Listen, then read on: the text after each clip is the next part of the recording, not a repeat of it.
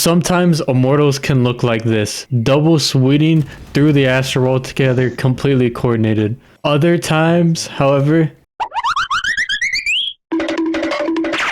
My name is Slayer. I am a Valorant coach who has played over 1,000 games in Immortal. I'm known as one of the most hard-stuck Immortal, hitting it for 18 acts. And in today's video, I'm going to share everything I learned for those who are eager to hit this rank.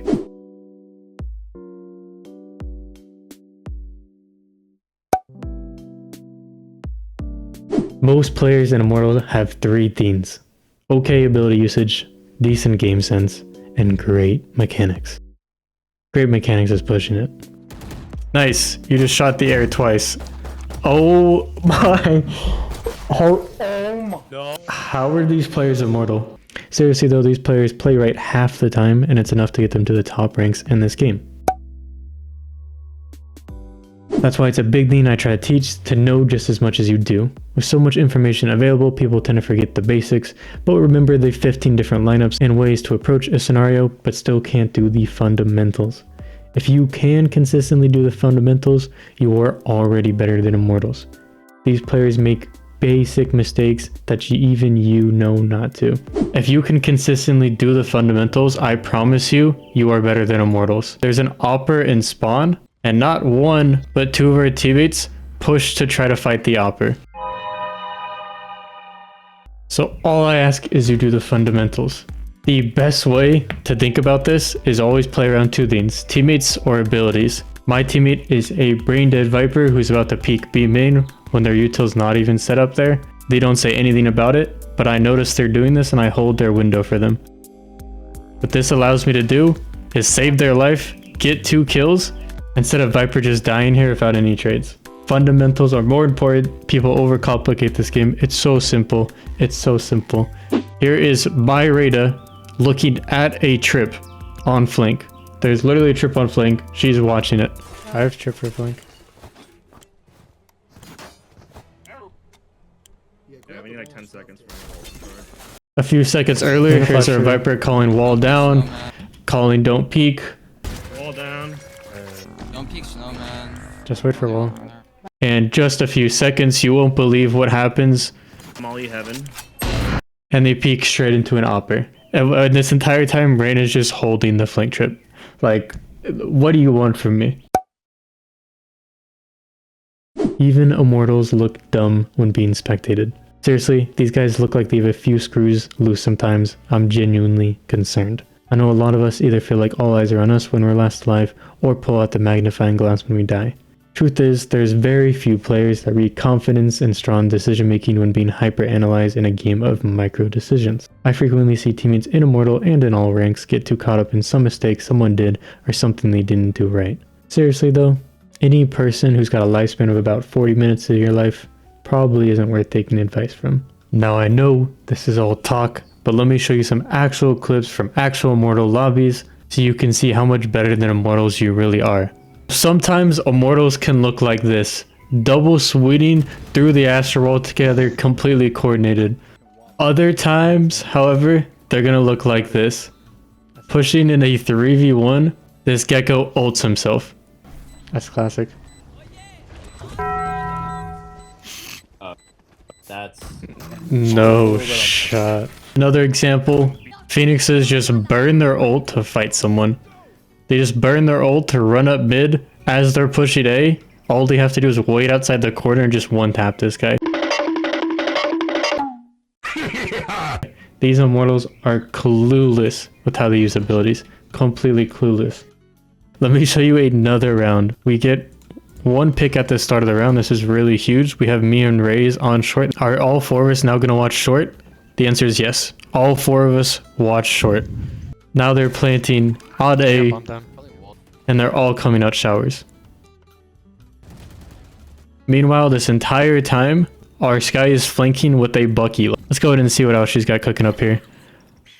Oh, a flash too. Yeah, that was a good 5 damage. That was a good 5 damage. The most important clarification is that toxicity does not disappear, your teammates do not magically get better, and people still do not communicate. Teammates are still a very big problem in Immortal. Most of my games have minimal comms. I've had full lobbies of people who don't even want to play the game, and so I very understand the feeling of not having good teammates.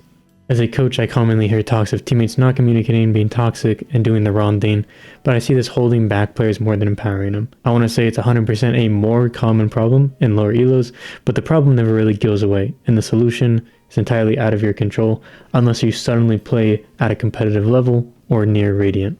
So I sympathize with wanting to succeed and having others who don't feel they want it as bad as you, but it's simply part of human behavior, and if you want to hit Immortal, start with focusing on your game instead of others.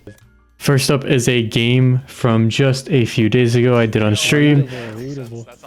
Yeah, that's on me. Start of game went pretty well, not really. Ended up having to mute the entire team. Everyone was just trolling and throwing. And our Viper just goes backside and mollies himself. Nothing we can do here. This player just mollied. These guys are all toxic. And this was a Radiant level lobby. Toxicity still exists. If you're not sure where you lack in the fundamentals, the next 3 people to submit an approved VOD in my Discord get a free VOD review. There are a few fundamentals in my books: win conditions, mechanics, and ability sequences. If you guys want to see a video on these, let me know in the comments. The problem most players face with this is the consistency part. Even if you play to perfection, sometimes you won't rank up, because you're simply not doing it consistently. But if you start to practice the fundamentals, you will start to not only feel like you're improving again, but start getting more consistent results. Think of trying to roll a dice to land on 6 every time, instead of just on even numbers. What's going to more consistently get you the outcome you want? Immortals have 1 to 3 agents they really have down. Most people at these ranks don't fill, and if they do, it's constantly on the same people. For example, when I reached my peak of top 560, I usually filled Viper, Sova, and Killjoy. I heavily recommend this to players since I view it very similar to learning songs on an instrument. You constantly switch songs, how will you ever be close to Mozart? If you don't spend the time learning the song, its tempo, notes, and tone, how could you ever compete at higher levels with players who have? Any agent is viable, except Deadlock and ISO. So just pick one. Stop asking me to. I'm not your dad. Here's a game I just took from my tracker. I went ahead and just grabbed the enemy team and saw how many agents did we play. This guy has 219 matches on Sova this act alone. 96 Radiant right now. This guy 53 matches on Reyna, 26-21. Everyone has one main agent and then like a half second or a half third that they sometimes play. One main agent, sometimes play this, rarely play this. One main agent, sometimes. So really important that you have that one agent you have down. So I want us to really think about our agent skill levels when we learn someone. For example, this player has Jet, right? Over time, their Jet has probably looked like this. And this is where their Jet is at right now because they've continued to practice. Every time they switch from this agent or from that agent, they basically have to restart from square one. Now, if you're having trouble sticking to a main agent, then you can start to try a bunch of different agents and just see who you like. I learned Yoru for an entire act and had a 43% win rate.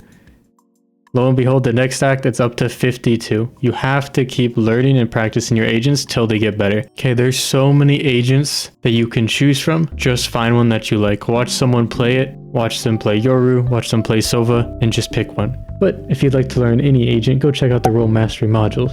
I cover each agent in depth and analyze pros who play the role. I can confidently say it's the only advice you need to master your role. That's all from your Coach Key. Thanks for improving, and best of luck out there.